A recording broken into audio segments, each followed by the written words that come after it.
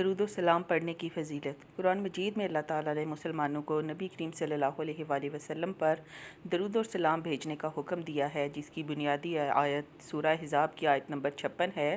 اس کے علاوہ احادیث میں بھی درود پڑھنے کی فضیلت بیان کی گئی ہے، جیسا کہ درود پڑھنا گناہوں اور اعمال کی طہارت کا سبب بنتا ہے۔ قرآنی حکم: اللہ تعالیٰ سورہ احزاب کی آیت نمبر 56 میں ارشاد فرماتا ہے، بے شک اللہ اور اس کے فرشتے نبی پر درود بھیجتے ہیں۔ اے ایمان والو، تم بھی ان پر درود بھیجو اور خوب سلام بھیجو۔ احادیث کی روشنی میں حضور صلی اللہ علیہ وآلہ وسلم نے فرمایا کہ جو میری محبت اور شوق میں ہر دن اور رات کو 3 بار درود شریف پڑھے گا تو اللہ پر حق ہے کہ وہ اس کے گناہوں کو بخش دے۔ آپ نے فرمایا، ہر چیز کے لیے طہارت اور غسل ہے، اور ایمان والوں کے دلوں کی زنگ کی طہارت مجھ پر درود پڑھنا ہے۔ جمعہ کے دن اور جمعہ کی رات کثرت سے درود پڑھنے والے کے لیے حضور نے قیامت کے دن شفاعت کی بشارت دی ہے۔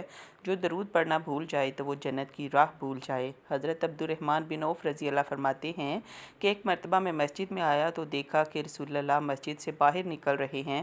میں آپ کے پیچھے چل پڑا اور آپ کو میرے پیچھے آنے کی خبر نہ ہوئی۔ نبی کریم کھجوروں کے ایک باغ میں پہنچے اور قبلے کی طرف رخ فرما کر سجدے میں گر گئے۔ آپ بہت دیر تک اسی طرح سجدے میں پڑے رہے، یہاں تک کہ مجھے خطرہ ہوا کہ کہیں آپ صلی اللہ علیہ وآلہ وسلم کی روح کو اللہ نے قبض تو نہیں کر لیا۔ میں آپ کے پاس آیا اور پریشانی کے عالم میں جھک کر آپ کا چہرہ مبارک دیکھنے لگا۔ آپ نے سر مبارک سجدے سے اٹھایا اور مجھ سے فرمایا، اے عبد الرحمن، تم کیوں پریشان ہو؟